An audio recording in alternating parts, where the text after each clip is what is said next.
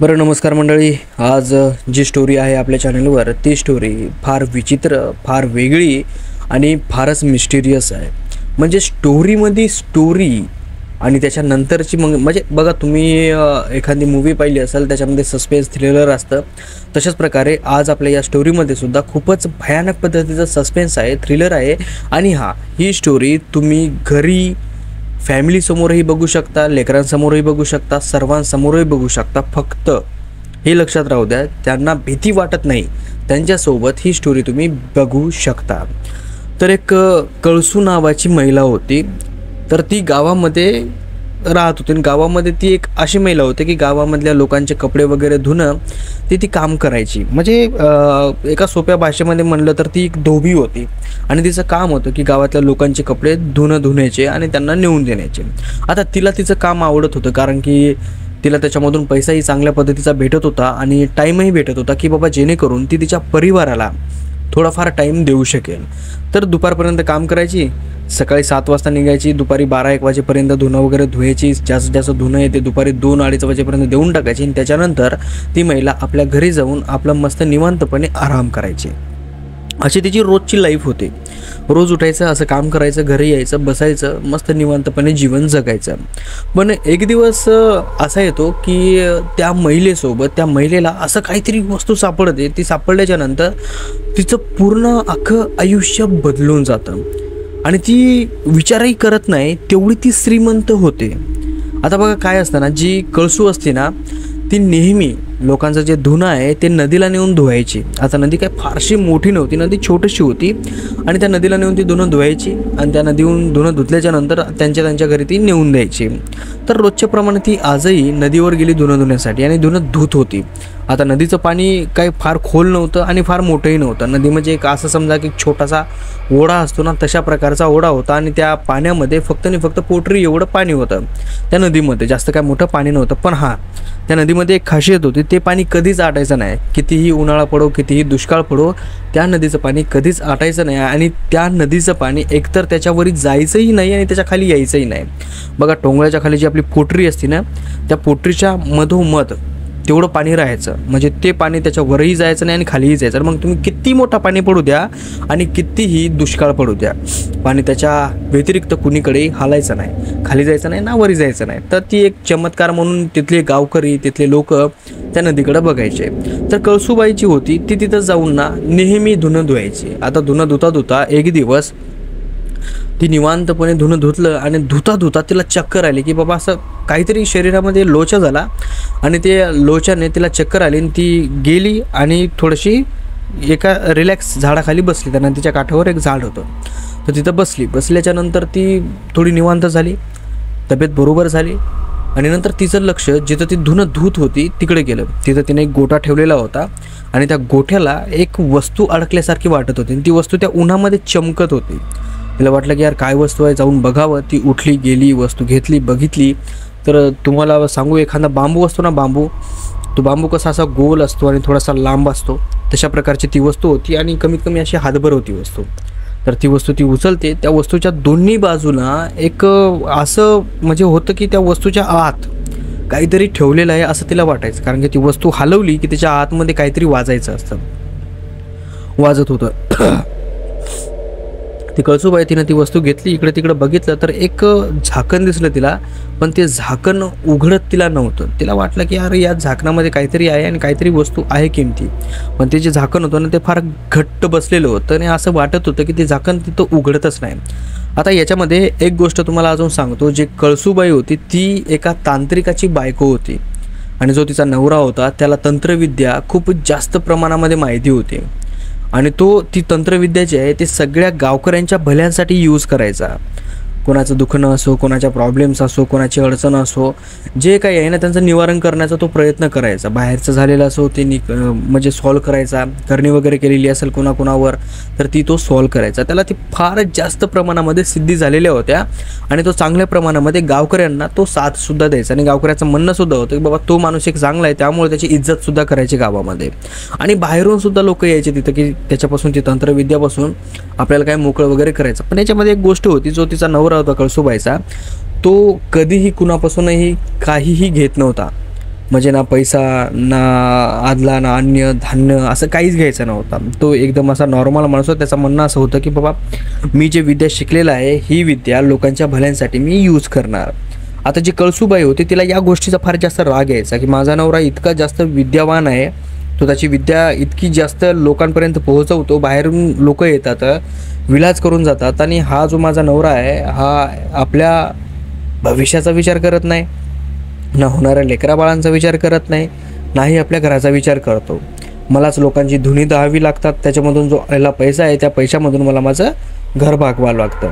आता यांच्या लग्नाला कमीत कमी 10 वर्ष झालेली असतात आणि 10 वर्ष होऊनही यांना संतान झालेली नव्हती. त्या कारणामुळं कळसूबाई जरा जास्त तिच्या नवऱ्यावर चिडायची की बाबा असं का होतंय, तुम्ही असं का करता, तुम्हाला एवढ्या विद्या येतात, लोकांना लेकरं बाळ देतात, पण तुम्ही मला तसं का देत नाहीत. तर तो हसायचा आणि गप्प बसायचा.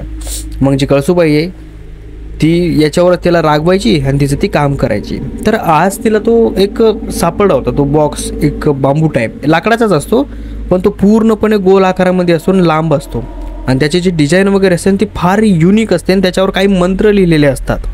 आता ते मंत्र हिला माहिती असते की माझ्या नवऱ्याला वाचता येतील म्हणून, कारण की तिचा जो नवरा आहे तो त्याच्यामध्येच वाढलेला असतो, त्याच्यामध्ये त्याची सिद्धी खूप जास्त झालेली असते.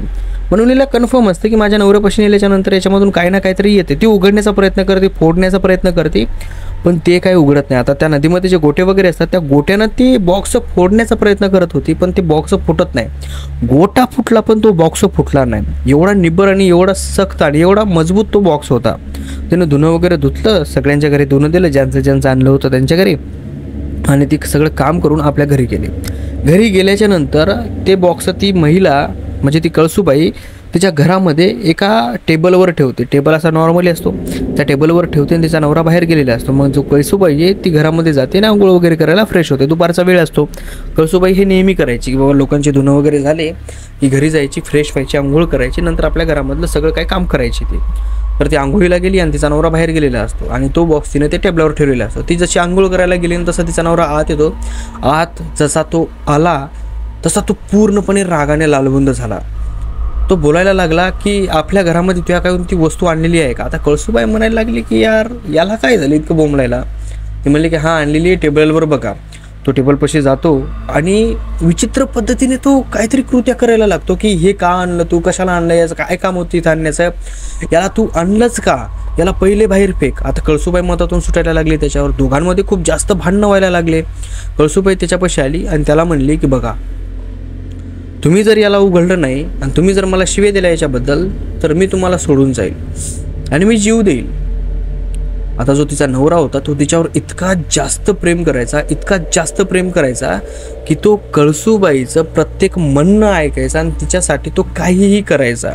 फक्त तो एकच गोष्ट करत नव्हता आणि ते म्हणजे लोकांपासून पैसा घेणं, धनधान्य घेणं, सोनं नाणं घेणं, हे एकच करत नव्हतं. आणि याच गोष्टीमुळे त्या दोघांमध्ये भांडणं होत होते. आणि आता पुन्हा ही गोष्ट कळसूबाईने घरामध्ये आणली होती आणि याच्यावरून खूप जास्त पेटलं होतं. आणि कळसूबाई तिच्या नवऱ्याला म्हणली की बघा मी तुम्हाला नॉर्मल गोष्टीवरून भांडते, पैसे आदल्यावरून भांडते की मी लोकांपासून पैसा घेत नाहीत काय नाहीत, तर सोडा ते त्या गोष्टीवरून मी भांडत नाही. फक्त मला तुम्ही हे बॉक्स उघडून देण्याच्या मदत काय आहे मला एकदा बघू द्या.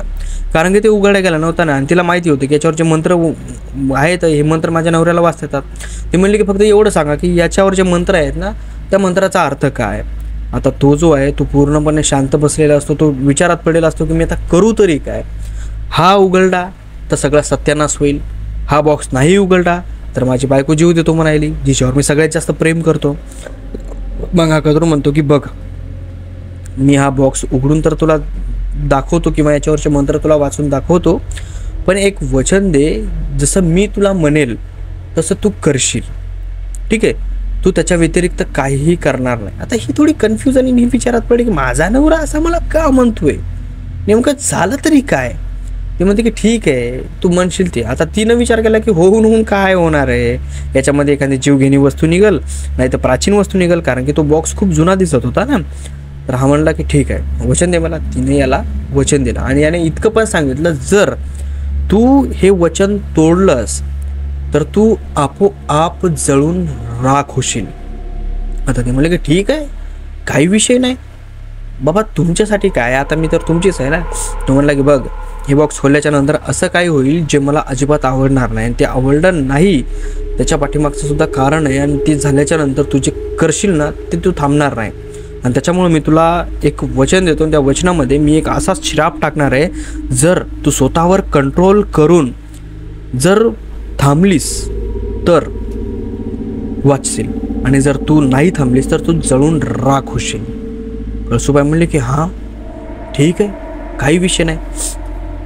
तर तो कळसुबाईचा जो नवरा आहे तो बॉक्स हातामध्ये घेतो, त्याच्यावरचा मंत्र वाचतो. तो मंत्र वाचल्याच्या नंतर त्या मंत्राचा अर्थ त्या बाईला सांगतो, कळसुबाईला.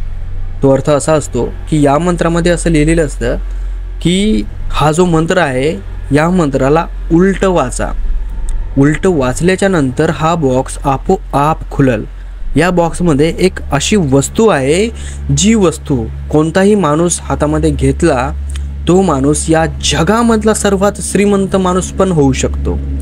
म्हणजे त्या माणसाची इच्छा जेवढी असेल तेवढं तो धन संपत्ती जमा करू शकतो, आयुष्य जमा करू शकतो. पण याच्या बदल्यात ही जे वस्तू आहे ही वस्तू त्याच्याच्यानं एक असं काम करून घेते की ते काम कोणीही माणसानं करू नये किंवा ते काम केल्याच्या नंतर समाजामध्ये त्याची काहीही इज्जत राहत नाही, असं काम ही वस्तू करून घेते. आता कळसुबाई म्हणते की असं कोणतं काम आहे? हा म्हणतो की मला माहिती नाही कोणतं काम आहे ते, याच्यामध्ये असं काही दिलेलं नाही आहे, पण हे याच्यामध्ये दिलेलं आहे. कळसुबाई म्हणते की उघडा, वाचा उलटा मंत्र. आता हा म्हणतो की बघ कळसू, मला थोडं धोक्याचं वाटतंय, तर तू प्लीज असं काही करू नको. तर ती म्हणते नाही, मला करायचं आहे, मला म्हणजे हे करायचं आहेस, मला बघायचं आहेस. आणि त्याच्यामध्ये अजून एक असा पॉईंट होता की ही जी वस्तू आहे या वस्तूला फक्त बाई हात लावेल ना तिच्यावरच ही वस्तू काम करेल. आणि जर माणूस हात लावेल तर याच्या अगोदर ज्या बाईने या वस्तूला हात लावलेला होता तिनं या वस्तूचा जो वापर केलेला होता तिचा पूर्ण इतिहास त्या माणसाला दिसेल आणि ती वस्तू खाली पडेल. आणि त्याच्यानंतर जी बाई त्या वस्तूला परत हात लावेल तिच्यासोबत जे काही होईल सगळं काही या वस्तूमध्ये समाविष्ट होईल.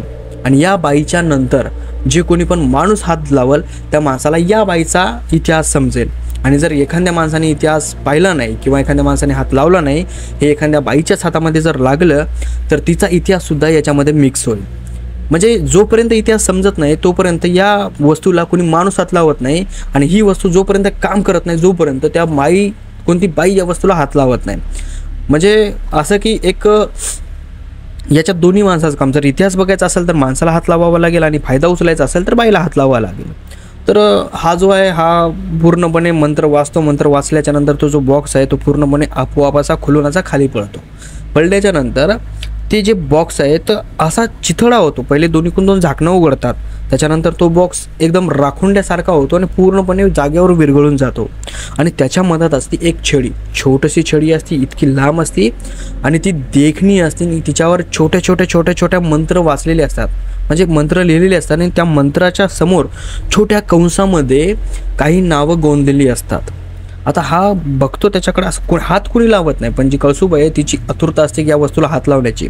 पण जो कळसुबाईचा नवरा आहे तो तिला आवरलेला असतो की हिला अजिबात हात लावायचा नाही तू, मी हात लावेपर्यंत. कारण की याला ती गोष्ट माहीत होती ना. हा तिला थोडंसं निरखून बघतो, काडीनं इकडे तिकडे करून बघतो, तर त्याच्यावर काही महिलांचे नावं लिहिलेले असतात आणि एक नाव सगळ्यात जास्त असं चमकत असतं. बाकीचे नावं जे होते ते नॉर्मल होते, पण त्याच्यातलं एक नाव जे होतं ते सगळ्यात जास्त चमकत होतं. आणि त्या नावाच्या समोर काळ लिहिलेला होता आणि तो काळ कमीत कमी यांच्या अगोदर 200 वर्षा अगोदरचा काळ होता. आता याला ते काळ वगैरे ते काय समजायचं सगळं. मग यानं विचार केला, एक लॉजिक लावलं की हा जे नाव चमकायले ना हे नाव जर मी या छडीला हात लावला तर या नावाची जी स्त्री होती तिच्या आयुष्यामध्ये जे काही घडलंय ते सगळं काही आपल्याला कळणार आणि ते इतिहास पाहण्याची आतुरता याला सुद्धा झाली. पण याने असं ठरवलं की जर मी हे हात सोडला आणि ही जर वस्तू खाली टाकली आणि ही जर वस्तू माझ्या बायकोच्या हातामध्ये जर लागली तर मग काय खरं नाही, मग जे काय होईल ते होईल. मग जो कळसुबाईचा नवरा आहे तो त्या छडीला अखेरकार हात लावतो आणि हात लावल्या लावल्या त्याच्या डोळ्यासमोर असं काही दिसतं, असा काही इतिहास येतो. तो इतिहास त्याला माहीत झाल्या पूर्णपणे त्याच्या अंगाला घाम येतो आणि तो त्याच्या बायकोला म्हणतो की बघ, काही जरी झालं ना तरी तू या छडीला हात लावू नको. पण ती छडी एवढी जास्त देखणी होती आणि एवढी जास्त आकर्षित करणारी वस्तू होती की कळसूबाईला अजिबात तिला राहावतच नव्हतं. पण तिचा नवरा कळसूबाईला रोखत होता आणि ती छडी हातात धरून त्याच्या त्या रूममध्ये गेला. रूममध्ये गेल्याच्या नंतर म्हणजे त्याच्या खोलीत गेला आणि ती छडी त्यानं लपवून ठेवली आणि तो बाहेर आला. त्याचं काळीज जोरजोरात धडकत होतं, त्याच्या अंगाला पूर्णपणे घाम होता. आणि हे सगळं पाहून कळसूबाईला एकदम आतुरता झाली त्या छडीला हात लावण्याची आणि जाणून घेण्याची की तुम्ही नेमकं काय जाणले आणि तुम्ही नेमकं काय माहीत करून घेतलंय. कळसूबाईचा जो नवरा आहे तो पूर्णपणे शांत होता आणि तो कळसूबाईकडे बघत होता आणि कळसूबाईला तो म्हणला की बघ, तुला मी जे वचन दिलेलं आहे ते वचन 100% तुझ्याकडून तुटणार आहे जर तू त्या वस्तूला हात लावलास तर. आणि जर तुला ते वचन तोडायचं नसेल तर तू त्या वस्तूला हात लावू नको. कळसूबाई म्हणले की ठीक आहे, मी हात लावत नाही, पण मला सांगा की नेमकं त्या वस्तूंमध्ये काय आहे आणि तुम्हाला एवढा घाम का आला. तर जो कळसूबाईचा नवरा आहे तो सांगायला सुरुवात करतो. एक गाव होतं, ज्या गावामध्ये एक शाहूकार होता आणि तो शाहूकार एवढा माजूर होता की गावामधल्या प्रत्येक शेतकऱ्याची जमीन, प्रत्येक शेतकऱ्यावर कर्ज तो इतकं जास्त वाढवत होता की ज्या शेतकऱ्याने त्याचं कर्ज घेतलं तो मरेपर्यंत त्याचं कर्ज फेडू शकतच नव्हता. त्याच्या 2 पिढ्या त्या शाहूकाराच्या कामावर जायच्या तेव्हा कुठंतरी जाऊन त्यांचं कर्ज फिटायचं. अशा प्रकारचा एक शाहूकार होता आणि त्याच्या अंडरखाली पूर्ण गाव होतं. त्या पूर्ण गावामध्ये त्या शाहूकाराचं चालायचं. पण त्या काळामध्ये काही राजघराणेसुद्धा होते, ज्या राजघराण्यामध्ये काही राजे असे होते की ते असल्या गावांपासून कर वसूल करायचे आणि जे गावामधला सावकार आहे त्याच्याकडे जरा जास्तच कर वसूल करायचे. तर एक तुम्हाला असं सांगायचं म्हणजे की बाबा एक अशी चैन की एक मोठा राजा, त्याच्या खालचा दुसरा राजा, त्याच्या खालचा तिसरा राजा. म्हणजे आता कसं आहे ना, आपल्या पूर्ण देशाचा राखीव असं म्हणजे मोठा माणूस म्हणजे पंतप्रधान, परत राष्ट्राचा मोठा माणूस म्हणजे कारभारी म्हणजे मुख्यमंत्री, परत त्याच्यानंतर जिल्ह्याचा कारभार म्हणजे काय खासदार, त्याच्यानंतर विधानसभाचा कारभार म्हणजे काय आमदार, गावाचा कारभार म्हणजे काय सरपंच. अशा प्रकारचं त्यांची ते कॅटेगरी होत्या. आता जो सावकार होता ना हा फार लुचट होता. याला काही म्हणजे असं की प्रत्येक गोष्ट आपली असावी याला अशी वाटायची. आणि याला ज्या माणसाला कर द्यायचं होतं गावामधून वसूल करायचा, त्या माणसाला कर देताना त्याच्यामधून सुद्धा चोरी करायचा. अशा प्रकारचा हा सावकार होता. पण ते म्हणतात ना की काही वेळेस काही कामं अंगलोट येतात आणि अंगलोट आल्याच्या नंतर जितकं कमावलंय तेवढं गमवावं सुद्धा लागतं. तर हा जो सावकार आहे याचं सुद्धा असंच होतं. तर काही वर्ष सगळं काही सुरळीत चालतं, माजूरपणा चालतो, लोकांना मारणं चालतं, गुलाम बनवणं चालतं, काम करायला लावणं चालतं, खर्च देणं चालतं आणि आपलं आयुष्य मस्तपैकी चालण्यासारखं चालतं. तर एक दिवस असा याच्या समोरच्या माणसाला पता लागतो, याच्या वरच्या माणसाला पता लागतो की जो हा सावकार आहे आणि हा जो गावामधून कर जमा करून आपल्याला कर आणून देतो त्याच्यामधला अर्धा कर हा सावकार जाग्यावर गायब करतो. मग नंतर असं कळाल्याच्या नंतर त्याला राग आला की बाबा हे सावकार माझ्या माघारी माझी चोरी करतायत. मग त्याने ठरवलं की याला थोडंसं बघायचं की याने खरंच तसल्या प्रकार काही केलेला आहे का म्हणून. तर याने याची जासूस वगैरे पाठवले त्या गावामध्ये आणि खरंच तो सावकार तसं करत होता. आता तसं झाल्याच्या नंतर जो याच्या वरचा माणूस आहे त्यानं या सावकाराला आपल्या सभेमध्ये बोलवल्याच्या नंतर याला सांगितलं की बाबा तू यावर्षी असं करतोयस, तू असं केलंस, तुझा कर एवढा झाला होता तुझ्या गावामध्ये पण तू त्याच्यामधला अर्धाच कर आमच्या इकडं पाठवलास, असं तू का केलंस. तर तो सावकार म्हणला की साहेब यावर्षी शेतकऱ्यांना खूप जास्त नुकसान झाले, त्या कारणामुळं मी अर्धा कर आमच्याच घरी ठेवला कारण की नंतर शेतकऱ्याला मदत व्हावी. त्याच्यामुळं तुम्हाला अर्धा कर पाठवला आणि अर्धा कर पाठीमागे ठेवला जेणेकरून जे समोरचा कर आहे तो 1.5 पटीने जास्त घेता येईल. असं म्हणल्याच्या नंतर सावकाराला वाटलं की आपण याच्यामधून सुटल. पण कसं आहे ना, जो सावकाराच्या वरचा माणूस होता ना तो असा आलादी त्याला सोडणारा नव्हता. तो म्हणला की बेटा तू ज्या शाळेमध्ये शिकतो ना मी त्याचा प्रिन्सिपल आहे. आता तू यावर्षी म्हणतोयस ना जितके वर्ष तुम्हाला कर देतोयस ना तेवढ्या वर्षाची मी यादी काढणार आणि ती यादीमध्ये जेवढा कर आहे त्याच्या डबलनं कर मला तू आणून देशील. आणि जर तू आणून नाही दिलंस तुझ्या नावावर जे पण आहे, तुझ्या घरी जे पण आहे जायदाद धन दौलत ती सगळी मी हिसकावून घेईल आणि तुला रस्त्यावर आणेल. असं म्हणल्याच्या नंतर जो सावकार आहे तो पूर्णपणे कन्फ्यूज झाला आणि पूर्णपणे असा घाबरला. तो घरी आला. घरी आल्याच्या नंतर आपल्या बायकोला सगळं सांगितलं. बायकोही घाबरली, तोही घाबरला. आता बायको तो सेम नव्हते, सारखे होते. त्या दोघा जणांना काही वाटत नव्हतं, त्यांना फक्त पैसा यावा असं वाटत होतं. आता जो सावकार आहे त्याने एक काम केलं. त्याने काय केलं, आपल्या बायकोला आपल्या वरच्या माणसापाशी पाठवलं की तू जाऊन बोल म्हणून. त्याची बायको गेली. बायको गेल्याच्या नंतर ती त्याच्यासोबत बोलायला लागली. आता ती त्याच्यासोबत अशा पद्धतीनं बोलायला लागली की जसं की ती त्याला तिचं शरीर देणार आहे, की बाबा जेणेकरून चाल. म्हणजे आता होतं ना की आता बघा काही लोक करतात असं की हां मी तुला असं असं काहीतरी करू देते, मग तुम्हाला याच्या बदल्यात असं असं दे. तशा प्रकारचं त्यावेळेस त्याची बायको त्याला वरच्या माणसाला, त्या सावकाराच्या वरच्या याला थोडंसं पिघळवण्याचा प्रयत्न करत होते. पण तिथं त्यांचा डाव पूर्णपणे उलटा झाला. ती महिला जेव्हा तिथं गेली त्यावेळेस त्या सभेमध्ये जितके पण लोक होते, जास्त काही लोक नव्हते, थोडेफारच होते, 5-6 लोक होते. ते 5-6 लोक मिळून आणि तो जो वरचा माणूस आहे सभेमध्ये, त्याची सभा आहे, तो मिळून सावकाराच्या बायकोसोबत फार चुकीचं काम करत. तसं तर सावकाराची बायको त्याच्यासोबत चुकीचं काम करण्यासाठीच गेली होती की जेणेकरून याच्या मदतीनं तो आपला कर वगैरे जे आहे ना तो माफ करेल. पण तिथं तसं झालं नाही. त्याच्यासोबत जे दुसरे 5-6 माणसं होते त्यांनी सगळ्यांनी मिळून त्याच्या बायकोसोबत असा चुकीचा कार्यक्रम केला आणि तिला मोकळं सोडून दिलं की जा तू, आता तुझा करही माफ करत नाही आणि तुलाही काही करत नाही, आम्हाला काय तू काय अशी समजतेस का, तसं म्हणून तिला हाडकून तिथून सजा म्हणून करून दिलं आणि पाठवून दिलं. दुसऱ्या दिवशी तो माणूस गावामध्ये आला, सावकाराला घराच्या बाहेर हाकललं आणि त्याची जेवढी पण जायदाद होती ना ती सगळी काही त्या माणसाने आपल्या नावावर करून घेतली. आता सावकाराने त्याची बायको पूर्णपणे रस्त्यावर आले होते आणि त्यांच्या हातामध्ये आता काहीही नव्हतं. काही दिवस जातात, त्यांना ती गरिबी खावल्या जात नाही. म्हणजे कसं असतं ना बघा, एखाद्या माणसाला खूपच चांगल्या पद्धतीने जगण्याची आदत असते, त्याला अचानक अशा जागेवर नेऊन टाकलं की तिथं तो सूट करू शकत नाही, तर तो रडतो, पळतो, आपडतो, हातपाय पडतो, त्याला ते सहनच होत नाही. मग तेवढ्यात त्या सावकाराच्या बायकोच्या लक्षामध्ये एक गोष्ट येते आणि ती गोष्ट ती त्याच्या नवऱ्याला सांगते की बघा असं असं आहे, जर आपण असं केलं तर आपलं काहीतरी होऊ शकतं. म्हणजे ती एका तांत्रिकाबद्दल सांगते. तर सावकार म्हणतो ठीक आहे आपण जाऊन बघूयात.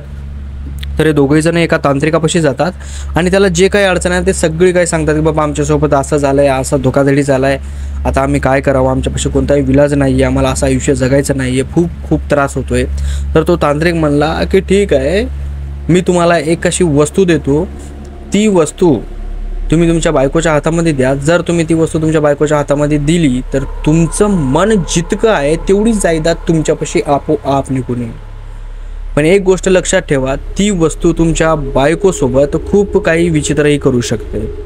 आता हा म्हणला की ठीक आहे, काही विषय नाही. आता हा पहिलाच त्या पद्धतीचा होता आणि त्याची बायकोही त्याच पद्धतीची होती. तर मग त्या तांत्रिकाने काही मंत्र वाचले. मंत्र वाचल्याच्या नंतर तो जो डबा मी तुम्हाला अगोदर सांगितला होता सेम तशा प्रकारचा, त्याच्यातली छडी काढली, समोर ठेवली आणि त्या बाईला उचलायला लावली. त्या बाईने ती छडी उचलली आणि उचलल्या तिच्या अंगामध्ये एक अलगशी अशी एनर्जी आली आणि तिला असं वाटायला लागलं माझ्या अंगामध्ये आता इतकी जास्त ताकद आलेली आहे की मी काय करू आणि काय नाही की. आता ती जी आहे ती गावामध्ये गेली परत आपल्या आणि ती महिला म्हणली की मी आता परत एकदा त्या वरच्या सावकाराकडे जाते आणि त्याला एकदा बोलून बघते. छडी तिच्याच हातामध्ये होती.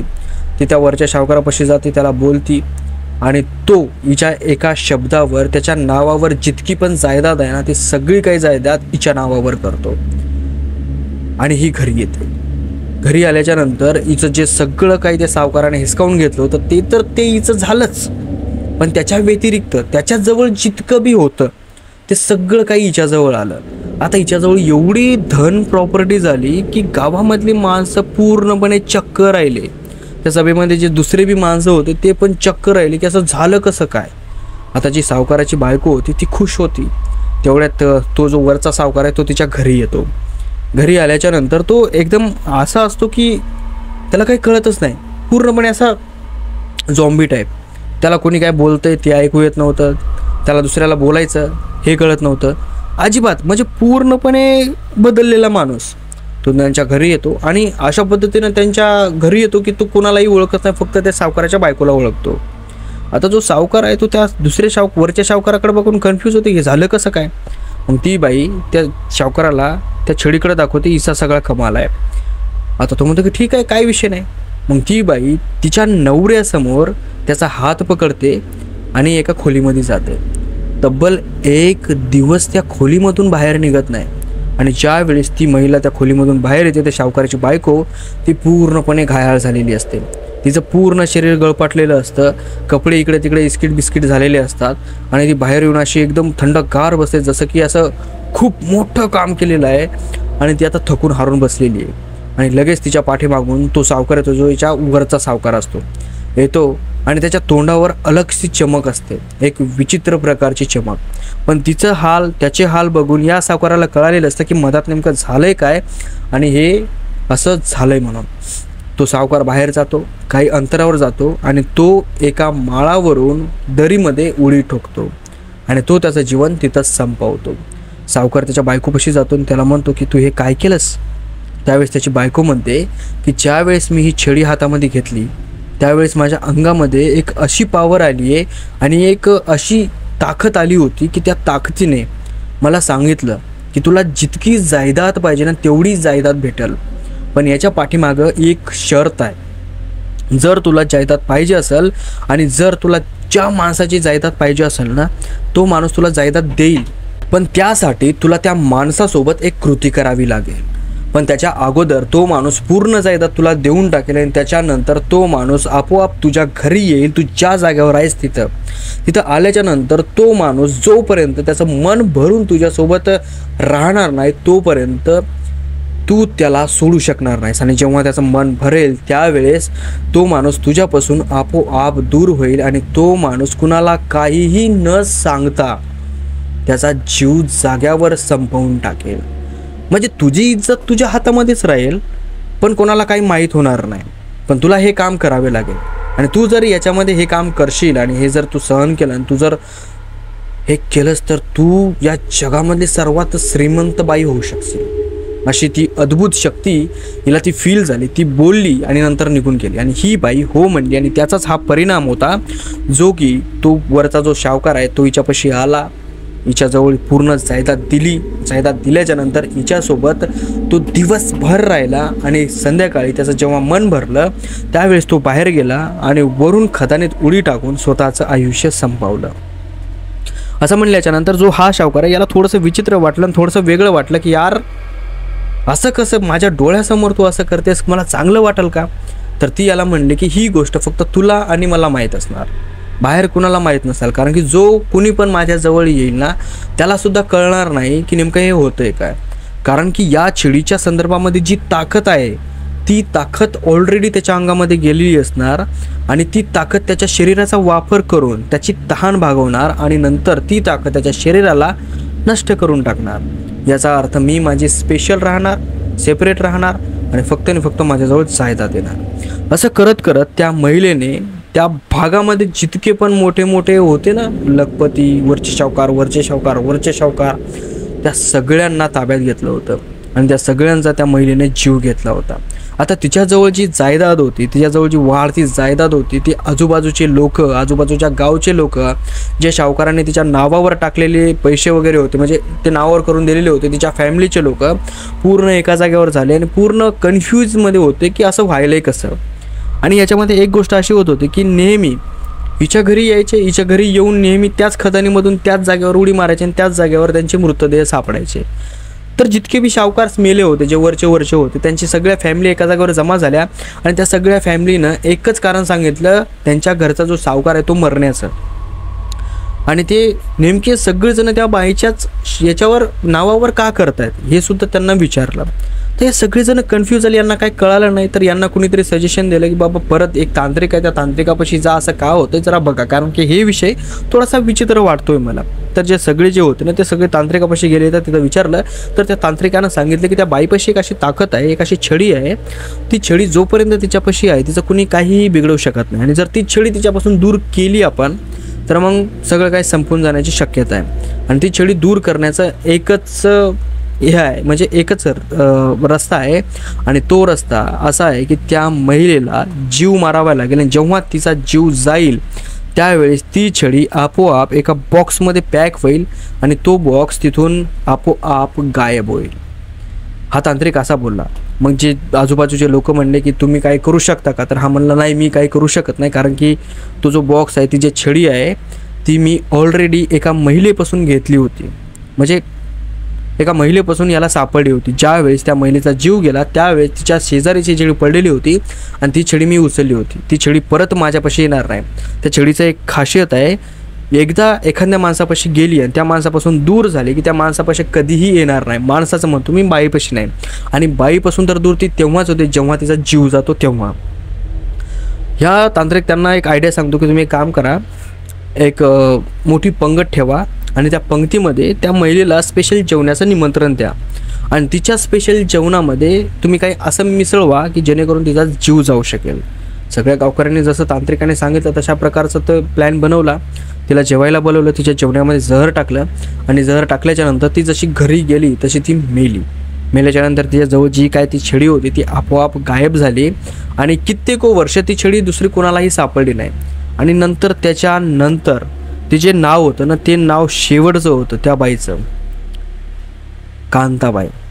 आणि ते नाव या कळसूबाईच्या नवऱ्यानं वाचलेलं होतं. आणि हे जो सगळा काय प्रकार आहे ना, हे याला इतिहास माहीत झाला. त्या कारणामुळं हा कळसूबाईला म्हणला होता की जर तू छडीला हात लावशील तर तू आपोआप जळून राख होशील, कारण की ही छडी जसं तुझ्यासोबत करल ना त्याच्यामध्ये माझा श्राप काम करल. कारण की याच्यापाशी जिद्द होते, हा एक तांत्रिकच होता, याला सगळं माहिती होतं. आता कळसूबाईला दुहेरी प्रश्न पडला होता की मला तर जायदाद पाहिजे, असं जर असेल तर या जगातली सर्वात श्रीमंत बाई मी बनेल. आणि दुसरी गोष्ट, माझ्या नवऱ्याने माझ्यावर श्राप दिलेला आहे. मग ही त्याच्यामध्ये रस्ता शोधत होती की आता मी काय करू म्हणून.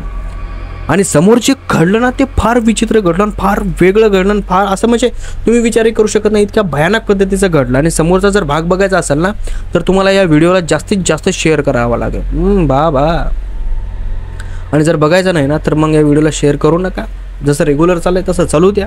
आणि लाईक पण या व्हिडिओला सगळ्यात जास्त लाईक भेटले पाहिजे, सगळ्यात जास्त व्ह्यूज आले पाहिजे, सगळ्यात जास्त शेअर झाला पाहिजे, सगळ्यात जास्त कमेंट बी आला पाहिजे. कारण की समोर ट्विस्ट सस्पेन्स इतका भयानक आहे ना की बघू शकतच नाही. कारण की या पूर्ण स्टोरीमधला जो विलन आहे, जो राक्षस आहे ना, तो जेव्हा समोर येतो ना त्यावेळेस सगळेजण शॉक होतात. तर चला आता इथं आपली ही स्टोरी संपवूयात. आणि जर तुमच्यापाशी एखादा अनुभव असेल तर तुम्ही मला खाली डिस्क्रिप्शनमध्ये दिलेल्या लिंकवर क्लिक करून तो अनुभव पाठवू शकता. कारण की ती लिंक माझ्या इंस्टाग्रामची आहे, त्याच्यावर तुम्ही मला SMS करून तुमचा जो काही अनुभव आहे तो पाठवू शकता. मी प्रयत्न करेल की या चॅनलवर तुमचा अनुभव शेअर करण्याचा. मला बोलण्याला मागं पुढं झालं का, सॉरी, सर्दी आलेली आहे, डोकं दुखतं आहे, त्यामुळं बोलणं तेवढं व्यवस्थित येत नाही आहे, तर थोडं समजून घ्या.